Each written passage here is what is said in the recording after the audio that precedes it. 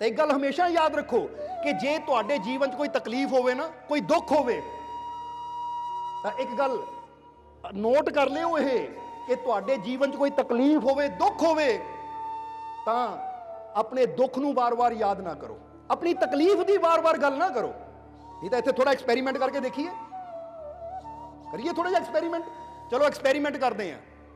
हुण मन्निए, कहना शुरू करो, हाय मैं बड़ा बीमार, मैं बड़ा दुखी, मैं बड़ा चिंता ना भरिया। देखो तुहाडे अंदर किहड़ी एनर्जी आ रही है। इन्ना बोल के देख लो, मैं बहुत दुखी हाँ, मैं बहुत परेशान हाँ, मैं दुखा नाल भरिया हाँ। अंदरों किहड़ी एनर्जी फील हुंदी है। हुण तुसीं कह के देखो कि मैं बहुत खुश हाँ, मैनूं अपने मालिक की रहमत ते यकीन है, मैं मालिक की रहमत नाल भरपूर हाँ। तो हुण देखो तुहाडे अंदर की फील हो रहा है। देखो जरा कुछ फील होया कि नहीं। क्योंकि जिद्दां असीं कहंदे मैं बड़ा दुखी, मेरे जीवन च दुख ही दुख है, मेरे जीवन च परेशानियां ही परेशानियां है, तो असीं किहड़ी चीज़ नूं अपने वाल आकर्षित कर रहे हैं, दुखा नूं, नैगेटिविटी नूं। क्योंकि असीं दस्सिया सी कि डॉक्टर ब्रूस लिप्टन ने यह दस्सिया है कि इंसान का जिहड़ा शरीर है 50 ट्रिलियन सैलों तो बनिया है, 50,000 करोड़ सैल तो बनिया है। तां ही तो तुसीं देखदे हो ना, जदों डेंगू हुंदा है किसी नूं, तां की हुंदा है, डॉक्टर की कहंदे, इहदे सैल की हो गया, घट गए, 1 लाख तो उपर चाहिए है, ये 48,000 सैल रह गए। हुण बंदा पुछे कोई बैटरी है कि सैल किहड़ी गल हो रही है, हुण किहड़े सैल्लां दी गल हो रही है। ब्लड के अंदर भी सैल है, तुहाडी बॉडी सैल्लां तो बनी हुई है, इसलिए कहा जाता है कि भाई ये सैल घटते जा रहे हैं। हो जाती कि नहीं गल। हुण इहदा मतलब कि अज डॉक्टर भी कहते रिपोर्ट देख के कि तेरे बॉडी च इन्ने ब्लड के सैल जिहड़े है ये घटते जा रहे हैं, भाई इनू ब्लड लाना पएगा ताकि ये सैल ਵਧਣ, ਜਾਂ ਇਹਨੂੰ ਦਵਾਈ ਖਾਣੀ ਪਏਗੀ ਕਿ ਇਹਦੇ ਸੈੱਲ ਜਿਹੜੇ ਡਾਊਨ ਜਾ ਰਹੇ ਅਪ ਹੋਣ। ਹੁਣ ਇਹਦਾ ਮਤਲਬ ਕੀ ਹੈ, ਸੈੱਲ ਯਾਨੀ ਤੁਹਾਡੀ ਬਾਡੀ ਦੀ એનર્ਜੀ। ਹੁਣ ਤੁਹਾਡੇ ਜਿਸਮ 'ਚ ਨੈਗੇਟਿਵਿਟੀ ਵੀ ਹੈ, ਪੋਜ਼ਿਟਿਵਿਟੀ ਵੀ ਹੈ, ਕਿਉਂਕਿ ਹਰ ਸੈੱਲ ਦੇ ਦੋ ਰੂਪ ਹੁੰਦੇ ਆ। ਦੋ ਰੂਪ ਦਾ ਮਤਲਬ ਦੋ ਦਿਸ਼ਾਵਾਂ ਹੁੰਦੀਆਂ ਹੈ, ਇੱਕ ਨੈਗੇਟਿਵਿਟੀ ਵਾਲੀ, ਇੱਕ ਪੋਜ਼ਿਟਿਵਿਟੀ ਵਾਲੀ। ਹੁਣ ਜਦੋਂ ਅਸੀਂ ਦੁੱਖਾਂ ਦੀ ਗੱਲ ਕਰਦੇ ਹਾਂ ਤਾਂ ਅਸੀਂ ਕਿੱਧਰ ਜਾ ਰਹੇ ਹਾਂ, ਸਾਡੇ ਸੈੱਲ ਨੈਗੇਟਿਵਿਟੀ ਵੱਲ, ਔਰ ਸਾਡਾ ਸਰੀਰ ਉਦਾਂ ਦਾ ਹੋਣਾ ਸ਼ੁਰੂ ਹੋ ਜਾਂਦਾ ਹੈ। और जो असीं विश्वास की गल करते हैं, मालिक की रहमत की गल करते हैं, तो साडी एनर्जी पॉजिटिविटी वाल जाती है। और जो एनर्जी पॉजिटिविटी वाल जाती है तो साडे अंदर इन्नी पॉजिटिविटी आ जाती है कि साडे बड़े बड़े दुख भी उदे दूर होने शुरू हो जाते हैं। इसलिए तुहानूं क्या एक्सपेरीमेंट आ जिहड़ा कराया, तुसीं फील कीता कि नहीं कि जो बंदा सोचता है मैं बड़ा दुखी, मैं बड़ा परेशान, तो कहण दे नाल ही शरीर ढिला जिहा इदां जिद्दां जान ही नहीं हुंदी, जिद्दां विच जान ही है नहीं शरीर च, मिट्टी जिहा हो गया शरीर। पर जिद्दां ही असीं कहंदे हां मैं मालिक दी रहमत नाल भरपूर हां, मैं बहुत खुश हां, मैं आनंद नाल भरपूर हां। हुण एक गल कहांगे तुहानूं कि अगर तुहानूं परेशानी महसूस होवे, अगर तुहानूं तकलीफ महसूस होवे, तो थोड़ी एक्टिंग करिया करो। उदां तां बड़ी एक्टिंग करदे हो, तुसीं कर दिंदे हो कि नहीं। घर वाली मोरे कुछ होर हुंदे हो, दोस्तां मोरे कुछ होर हुंदे हो, बच्चिआं मोरे कुछ होर हुंदे हो, काम के उत्ते कुछ होर हुंदे हो, दुकान ते कुछ होर, अपने जिदा बंदा अफसर दे मुरे कुछ होर, तो नौकर दे मुरे कुछ होर। एक्टिंग नहीं तो होर की है। हर पल असी अपने रूप बदल लेंदे हैं। बोलो समझदे हो कि नहीं। क्योंकि हर जगह तुसी देखदे हो साडे मुरे कुछ होर, तो बाहर जाके कुछ होर। जरा समझना। हुण कई बार देखीदा है कि जीव फोन ते गल करदे, सेवादार स्पीकर ऑन करके गल करदे है, जो सेवादारां ने जीव गल करदे टोन कुछ होर हुंदी है, पर जिद्दे सेवादार सानू फोन फड़ांदे नाल ही उहने टोन मिठी जी हो जाती। हाँ जी मालको, जय मालका, ठीक है, बड़ी जल्दी बदलिया। हुण इहदा मतलब की है कि इंसान पल पल बदल रहा है। पर एक इत्थे तुहानूं नुकता देना चाहते हैं कि अगर तुहानूं कोई परेशानी है, अगर तुहानूं कोई तकलीफ है, अगर तुहानूं कोई दुख है, तो थोड़ी एक्टिंग करिया करो। किहड़ी एक्टिंग करनी है, दुखों की एक्टिंग नहीं करनी कि हाय मैं बड़ा दुखी, हाय मैं बड़ा परेशान, बल्कि उत्थे किहड़ी एक्टिंग करनी है, मैं पूरी तरह स्वस्थ हाँ, मैं खुश हाँ, मेरे किते दर्द है नहीं, मैं पूरी तरह फिट हाँ। जो इन्नी गल तुसीं कहोगे तो तुसीं देखोगे तुहाडे अंदर एक एनर्जी आनी शुरू हो जाएगी, और जिद्दां जिद्दां एनर्जी वधी जाएगी तुहाडी बीमारी घटदी चली जाएगी। इहनूं कहंदे पॉजिटिव एक्टिंग, जिहड़ी तुहानूं बीमारी चों कढ के तंदुरुस्ती की तरफ लै जावे। पर इंसान एक्टिंग भी करता है तो नैगेटिविटी वाली एक्टिंग करता है कि चंगा भला होने के बावजूद भी की कहता मैं बड़ा दुखी हाँ, और फिर वो जीवन च दुख आते चले जाते हैं। क्योंकि जो गल असीं मननी शुरू कर लेनी है ना, ਉਹੀ ਗੱਲ ਸਾਡੇ ਜੀਵਨ ਚ ਆਣੀ ਸ਼ੁਰੂ ਹੋ ਜਾਣੀ ਹੈ। ਇਸ ਲਈ ਜੇ ਬਿਮਾਰੀ ਵੀ ਹੈ ਨਾ ਤਾਂ ਤੰਦਰੁਸਤੀ ਦੀ ਐਕਟਿੰਗ ਕਰੀਏ ਕਿ ਮੈਂ ਤੰਦਰੁਸਤ ਹਾਂ, ਮੈਨੂੰ ਕੋਈ ਦੁੱਖ ਹੈ ਨਹੀਂ, ਕਿਉਂਕਿ ਐਕਟਿੰਗ ਦਾ ਮਤਲਬ ਇਹ ਹੁੰਦਾ ਕਿ ਜੋ ਨਹੀਂ ਹੈ ਉਹ ਕਰਕੇ ਦਿਖਾਣਾ। ਤਾਂ ਹੀ ਤਾਂ ਸ਼੍ਰੀ ਕ੍ਰਿਸ਼ਨ ਨੇ ਇਹ ਜੀਵਨ ਨੂੰ ਇੱਕ ਲੀਲਾ ਕਿਹਾ ਸੀ। ਲੀਲਾ ਦਾ ਮਤਲਬ ਸਮਝਦੇ ਹੋ ਨਾ? ਲੀਲਾ ਦਾ ਮਤਲਬ ਹੁੰਦਾ ਇੱਕ ਖੇਲ। ਜਿੱਦਾਂ ਆਪਾਂ ਕਹਿੰਦੇ ਰਾਮ ਲੀਲਾ ਚੱਲ ਰਹੀ ਹੈ, ਕ੍ਰਿਸ਼ਨ ਲੀਲਾ ਚੱਲ ਰਹੀ ਹੈ ਸਟੇਜ ਦੇ ਉੱਪਰ, ਯਾਨੀ ਉਹ ਖੇਲ ਚੱਲ ਰਿਹਾ ਹੈ। ਹੁਣ ਉਹ ਜੀਵਨ ਨੂੰ ਵੀ ਲੀਲਾ ਕਿਉਂ ਕਿਹਾ ਗਿਆ ਹੈ? ਕਿਉਂਕਿ ਜੀਵਨ ਨੂੰ ਵੀ ਇੱਕ ਖੇਲ ਸਮਝੋ। ਹੁਣ ਤੁਸੀਂ ਸਮਝ ਲਓ ਇੱਕ ਖੇਲ ਹੈ, ਔਰ ਉਸ ਖੇਲ ਵਿੱਚ ਤੁਸੀਂ ਦੇਖਦੇ ਹੋ ਕਿ ਜਗ੍ਹਾ ਜਗ੍ਹਾ ਚੁਣੌਤੀਆਂ ਹੁੰਦੀਆਂ ਜਿਨ੍ਹਾਂ ਦਾ ਸਾਹਮਣਾ ਖਿਡਾਰੀ ਨੂੰ ਕਰਨਾ ਪੈਂਦਾ। ਬੋਲੋ, ਕਰਨਾ ਪੈਂਦਾ ਕਿ ਨਹੀਂ? ਹੁਣ ਅੱਗੇ ਚੁਣੌਤੀ ਨਾ ਹੋਵੇ ਤਾਂ ਖੇਲ ਰਹਿਣਾ ਹੀ ਨਹੀਂ ਹੈ। ਹੁਣ ਫਰਜ਼ ਕਰੋ ਇੱਕ ਟੀਮ ਫੁੱਟਬਾਲ ਖੇਲ ਰਹੀ ਹੈ, ਅੱਗੇ ਕੋਈ ਚੁਣੌਤੀ ਹੈ ਨਹੀਂ, ਅੱਗੇ ਕੋਈ ਦੂਜੀ ਟੀਮ ਹੀ ਹੈ ਨਹੀਂ। ਹੁਣ ਇਹ ਖੇਲਣਗੇ, ਜਾ ਕੇ ਸਿੱਧਾ ਗੋਲ ਕਰਨਗੇ ਤਾਂ ਦੇਖਣ ਦਾ ਮਜ਼ਾ ਆਏਗਾ। ਦੇਖਣ ਦਾ ਮਜ਼ਾ ਕਦੋਂ ਆਉਂਦਾ? ਜਦੋਂ ਅੱਗਿਓਂ ਰੋਕਣ ਵਾਲਾ ਕੋਈ ਹੋਵੇ, ਅੱਗਿਓਂ ਕੋਈ ਚੁਣੌਤੀ ਹੋਵੇ, ਕੋਈ ਸਖਤ। ਕਿਉਂਕਿ ਜਿੰਨੀ ਜ਼ਿਆਦਾ ਸਟਰੋਂਗ ਟੀਮਾਂ ਖੇਲਦੀਆਂ, ਦੇਖਣ ਦਾ ਮਜ਼ਾ ਵੀ ਉਨਾ ਹੀ ਆਉਂਦਾ ਕਿ ਲੈ ਬਈ ਇਹ ਟੀਮਾਂ ਦੋਨੇ ਸਟਰੋਂਗ ਹੈ, ਹੁਣ ਦੇਖਦੇ ਜਿੱਤ ਕੇ ਦੀ ਹੁੰਦੀ ਹੈ। ਜਾਂ ਤੁਸੀਂ ਦੇਖਦੇ ਹੋ ਕਿ ਇੱਕ ਦੌੜ ਹੁੰਦੀ ਹੈ, ਉਹ ਦੌੜ ਵਿੱਚ ਜਗ੍ਹਾ ਜਗ੍ਹਾ ਉਹ ਲੱਗੇ ਹੁੰਦੇ ਜਿੱਤੋਂ ਜੰਪ ਕਰਕੇ ਖਿਡਾਰੀ ਨੂੰ ਪਾਰ ਜਾਣਾ ਪੈਂਦਾ ਹੈ। ਯਾਨੀ ਅਸੀਂ ਕਹਿ ਸਕਦੇ ਰਸਤੇ 'ਚ ਚੁਣੌਤੀਆਂ ਹੈ, ਪਰ ਉਹ ਖਿਡਾਰੀ ਮੈਡਲ ਜਿੱਤ ਲੈਂਦਾ ਜਿਨ੍ਹਾਂ ਇਹਨਾਂ ਚੁਣੌਤੀਆਂ ਦਾ ਸਾਹਮਣਾ ਕਰਦਾ ਕਰਦਾ ਆਪਣੇ ਗੋਲ ਤੱਕ ਪਹੁੰਚ ਜਾਂਦਾ ਹੈ। ਇਸ ਲਈ ਜੀਵਨ ਵੀ ਇੱਕ ਲੀਲਾ ਇਸ ਲਈ ਕਿਹਾ ਹੈ ਕਿ ਜੀਵਨ ਨੂੰ ਇੱਕ ਖੇਲ ਦੀ ਤਰ੍ਹਾਂ ਲਵੋ। ਜੇ ਤੁਹਾਡੇ ਰਸਤੇ 'ਚ ਕੋਈ ਪਰੇਸ਼ਾਨੀ ਆਂਦੀ ਹੈ, ਕੋਈ ਤਕਲੀਫ ਆਂਦੀ ਹੈ, ਫਰਜ਼ ਕਰੋ ਬੰਦਾ ਕਹਿੰਦਾ ਮੇਰੇ ਜੀਵਨ 'ਚ ਗਰੀਬੀ ਹੈ, ਤੁਹਾਨੂੰ ਗਰੀਬੀ ਨਾ ਕਹੋ, ਇਹ ਕਹੋ ਮੈਂ ਖੇਡ ਰਹੀ ਹਾਂ ਤੇ ਇਹ ਰਸਤੇ 'ਚ ਮੇਰੇ ਇੱਕ ਚੁਣੌਤੀ ਹੈ, ਇਹਨੂੰ ਮੈਂ ਪਾਰ ਕਰਨਾ ਹੈ। ਜੇ ਇੱਕ ਬਿਮਾਰੀ ਹੈ ਤਾਂ ਉਹਨੂੰ ਬਿਮਾਰੀ ਨਾ ਸਮਝੋ ਕਿ ਮੈਂ ਬੜਾ ਬਿਮਾਰ, ਇਹ ਬਿਮਾਰੀ ਦੂਰ ਨਹੀਂ ਹੋਣੀ, ਬਲਕਿ ਇਹ ਸੋਚੋ ਕਿ ਮੈਂ ਆਪਣੇ ਮਾਲਿਕ ਦਾ ਖਿਡਾਰੀ ਹਾਂ, ਔਰ ਜੇ ਬਿਮਾਰੀ ਰੂਪੀ ਚੁਣੌਤੀ ਆਈ ਹੈ ਤਾਂ ਮੈਂ ਇਹਨੂੰ ਪਾਰ ਕਰਕੇ ਜਾਣਾ ਤਾਂ ਕਿ ਮੈਂ ਜਿੱਤ ਸਕਾਂ। ਸਮਝ ਆ ਰਹੀ ਹੈ ਸਾਡੀ ਗੱਲ?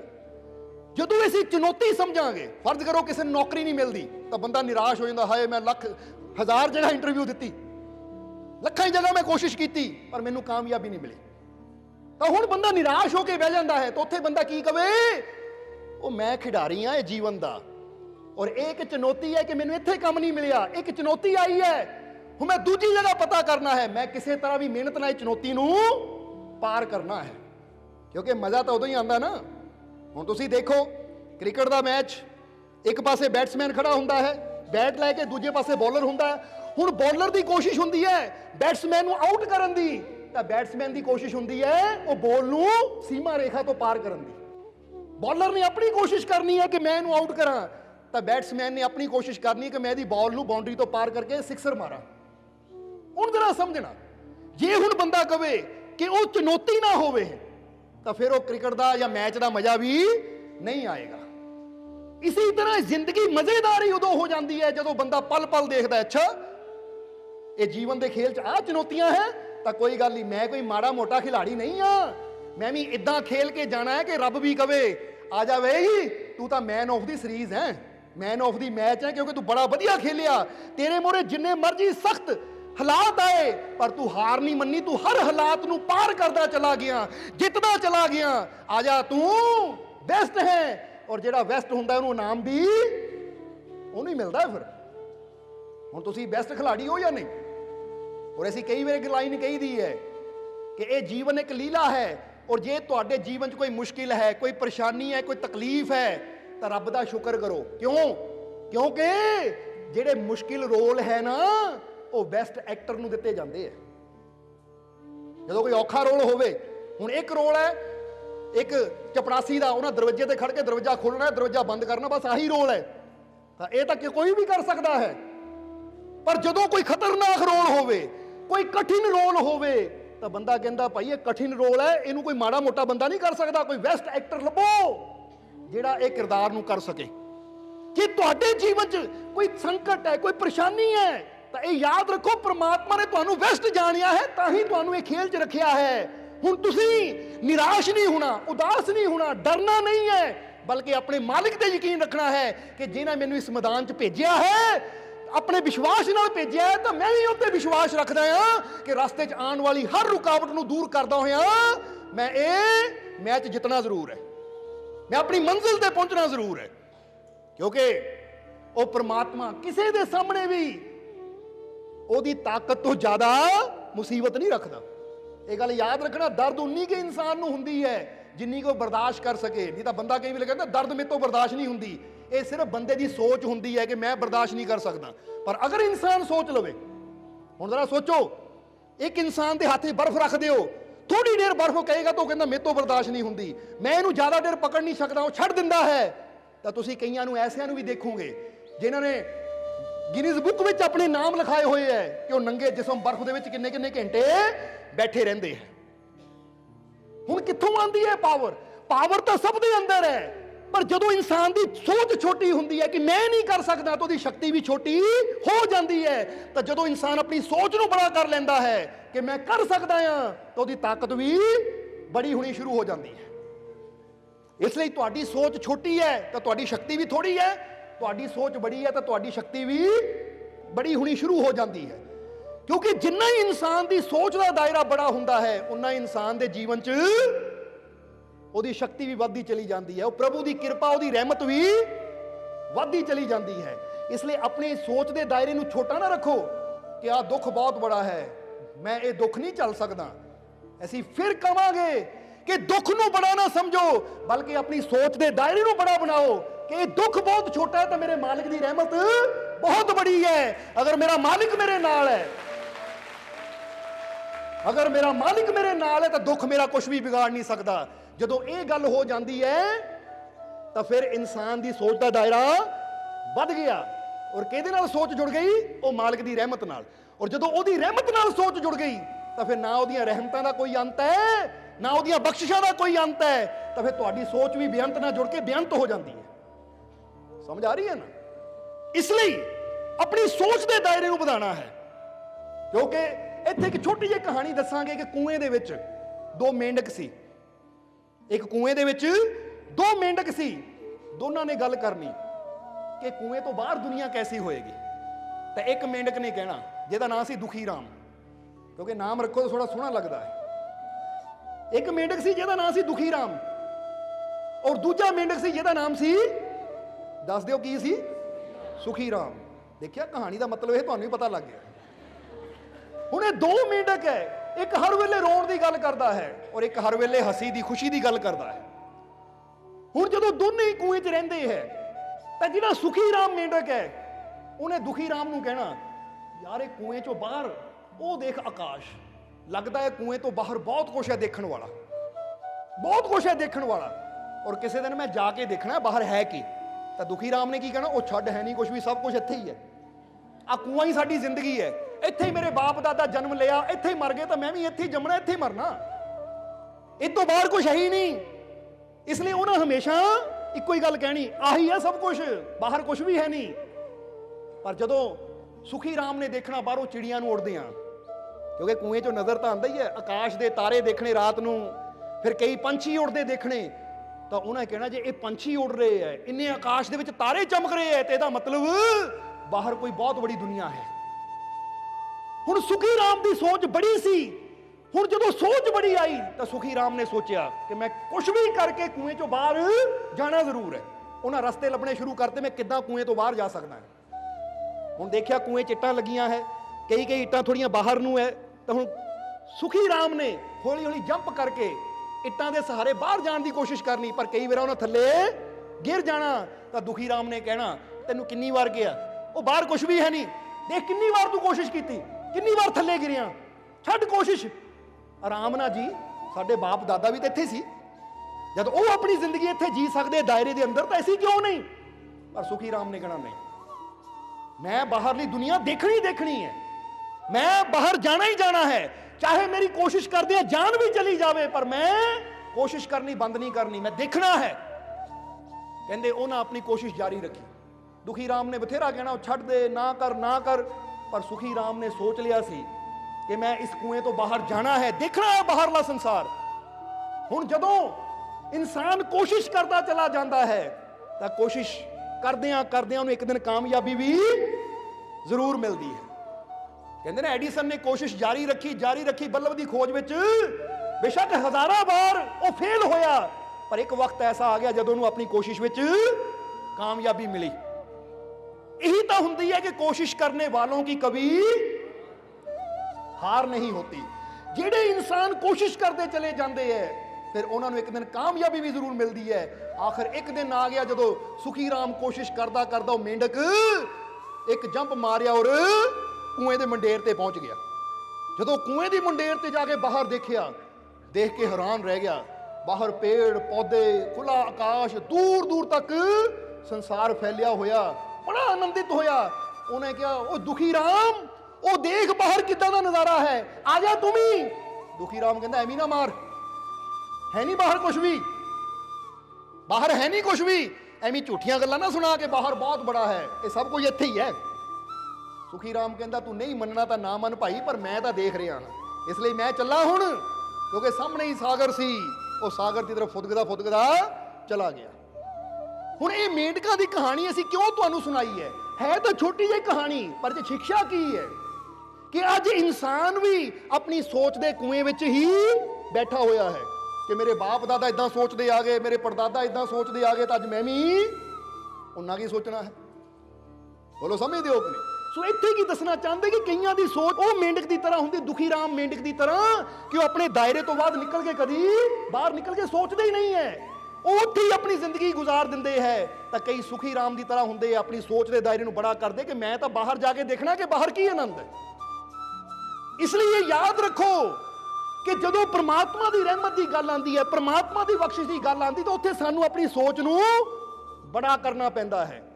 ਕਿਉਂਕਿ ਇੱਕ ਬੰਦਾ ਕਹਿੰਦਾ ਹੈ ਨਹੀਂ ਕੋਈ ਰੱਬ, ਹੈ ਨਹੀਂ ਕੋਈ ਭਗਵਾਨ, ਤਾਂ ਉਹ ਸਮਝ ਲਓ ਕੂਏ ਦੇ ਅੰਦਰ ਕੈਦ ਹੈ, ਕਿਉਂਕਿ ਉਹਨਾਂ ਉਨੀ ਕੀ ਦੁਨੀਆ ਜਾਣੀ ਹੈ ਜਿੱਥੇ ਕਿ ਉਹ ਰਹਿੰਦਾ ਹੈ। ਪਰ ਪੁੱਛੋ ਉਹਨਾਂ ਪੀਰਾਂ ਫਕੀਰਾਂ ਗੁਰੂਆਂ ਰਹਿਬਰਾਂ ਨੂੰ ਜਿਨ੍ਹਾਂ ਨੇ ਉਹ ਪ੍ਰਭੂ ਦਾ ਆਨੰਦ ਲਿਆ ਹੈ, ਜਿਨ੍ਹਾਂ ਨੇ ਉਹ ਪ੍ਰਭੂ ਨੂੰ ਜਾਣਿਆ ਹੈ, ਜਿਨ੍ਹਾਂ ਨੇ ਉਹ ਪ੍ਰਕਾਸ਼ ਦਾ ਆਨੰਦ ਲਿਆ ਹੈ। ਹੁਣ ਜਦੋਂ ਇਨਸਾਨ ਆਪਣੀ ਸੋਚ ਨੂੰ ਪੋਜ਼ਿਟਿਵ ਰੱਖਦਾ ਹੈ ਕਿ ਉੱਪਰ ਹੈ ਪ੍ਰਕਾਸ਼, ਔਰ ਮੈਂ ਵੀ ਮਿਹਨਤ ਕਰਕੇ ਉਹ ਪ੍ਰਭੂ ਦੀ ਕਿਰਪਾ ਤੱਕ ਪਹੁੰਚਣਾ ਹੈ, ਉਸ ਆਨੰਦ ਤੱਕ ਪਹੁੰਚਣਾ ਹੈ, ਤਾਂ ਹਰ ਚੁਣੌਤੀ ਦਾ ਸਾਹਮਣਾ ਕਰਦਿਆਂ ਕਰਦਿਆਂ ਇੱਕ ਦਿਨ ਉਸ ਆਨੰਦ ਤੱਕ ਪਹੁੰਚ ਵੀ ਜਾਂਦਾ ਹੈ। ਇਸ ਲਈ ਤੁਹਾਨੂੰ ਵੀ ਇੱਥੇ ਕੋਈ ਗੱਲ ਕਹਾਂਗੇ ਕਿ ਜਦੋਂ ਤੁਹਾਡੇ ਜੀਵਨ 'ਚ ਕੋਈ ਮੁਸ਼ਕਿਲ ਆਵੇ, ਪਰੇਸ਼ਾਨੀ ਆਵੇ, ਤਾਂ ਯਾਦ ਰੱਖੋ ਪਰੇਸ਼ਾਨੀ ਵੱਲ ਧਿਆਨ ਨਹੀਂ ਦੇਣਾ, ਬਲਕਿ ਧਿਆਨ ਦੇਣਾ ਹੈ ਉਹ ਖੁਸ਼ੀ ਦੀ ਤਰਫ, ਉਹ ਆਨੰਦ ਦੀ ਤਰਫ ਜਿਹੜੀ ਤੁਹਾਡਾ ਇੰਤਜ਼ਾਰ ਕਰ ਰਹੀ ਹੈ। ਔਰ ਮਾਲਿਕ ਦੀ ਰਹਿਮਤ ਤੇ ਯਕੀਨ ਰੱਖਣਾ ਹੈ ਕਿ ਜੇ ਮੇਰਾ ਮਾਲਿਕ ਮੇਰੇ ਨਾਲ ਹੈ ਤਾਂ ਖੁਸ਼ੀਆਂ ਤੱਕ ਮੈਂ ਪਹੁੰਚੂਗਾ ਵੀ ਜ਼ਰੂਰ, ਆਨੰਦ ਤੱਕ ਮੈਂ ਪਹੁੰਚੂਗਾ ਵੀ ਜ਼ਰੂਰ, ਕਿਉਂਕਿ ਮੈਨੂੰ ਆਪਣੇ ਮਾਲਿਕ ਤੇ ਪੂਰਾ ਵਿਸ਼ਵਾਸ ਹੈ। ਇਸ ਲਈ ਸੋਚ ਦੇ ਦਾਇਰੇ ਨੂੰ ਬੜਾ ਕਰਕੇ ਹੀ ਅਸੀਂ ਉਸ ਮੰਜ਼ਿਲ ਤੱਕ ਪਹੁੰਚ ਸਕਦੇ ਹਾਂ। ਇਸ ਲਈ ਜੀਵਨ ਨੂੰ ਕੀ ਸਮਝਣਾ ਹੈ? ਇੱਕ ਖੇਲ, ਔਰ ਇਹਨਾਂ ਚੁਣੌਤੀਆਂ ਨੂੰ ਸਮੱਸਿਆ ਨਹੀਂ ਸਮਝਣਾ, ਬਲਕਿ ਸਮਝ ਲਓ ਕਿ ਖੇਲ ਦੇ ਕੁਝ ਨਿਯਮ ਹੈ, ਇਹ ਖੇਲ 'ਚ ਕਈ ਚੁਣੌਤੀਆਂ ਹੈ, ਇਹ ਖੇਲ 'ਚ ਕਈ ਰੁਕਾਵਟਾਂ ਹੈ। ਪਰ ਜੇ ਖਿਡਾਰੀ ਉਹਨਾਂ ਚੁਣੌਤੀਆਂ ਨੂੰ ਦੇਖ ਕੇ, ਉਹਨਾਂ ਰੁਕਾਵਟਾਂ ਨੂੰ ਦੇਖ ਕੇ ਡਰ ਜਾਵੇ, ਹੁਣ ਜਿੱਦਾਂ ਕ੍ਰਿਕਟ ਦੀ ਗੱਲ ਕੀਤੀ ਕਿ ਅੱਗੇ ਫਾਸਟ ਬੋਲਰ ਹੈ ਤਾਂ ਬੈਟਸਮੈਨ ਡਰ ਜਾਵੇ ਕਿ ਨਹੀਂ ਇਹਨੂੰ ਕੋਈ ਬੋਲ ਸਲੋ ਕਰਾਵੇ, ਮੈਨੂੰ ਬੜਾ ਡਰ ਲੱਗਦਾ ਹੈ, ਤਾਂ ਫਿਰ ਉਹ ਅੱਛਾ ਬੈਟਸਮੈਨ ਹੋ ਸਕਦਾ ਹੈ? ਨਹੀਂ। ਸਾਹਮਣੇ ਬੋਲਰ ਜਿੰਨਾ ਮਰਜ਼ੀ ਫਾਸਟ ਹੋਵੇ, ਪਰ ਜਿਹੜਾ ਤੇਜ਼ ਤੋਂ ਤੇਜ਼ ਗੇਂਦ ਨੂੰ ਵੀ ਆਸਾਨੀ ਨਾਲ ਖੇਲ ਲਵੇ, ਸਿਕਸਰ ਮਾਰ ਦੇਵੇ, ਅਸੀਂ ਕਹਿੰਦੇ ਇਹ ਬੈਸਟ ਬੱਲੇਬਾਜ਼, ਅੱਛਾ ਬੱਲੇਬਾਜ਼।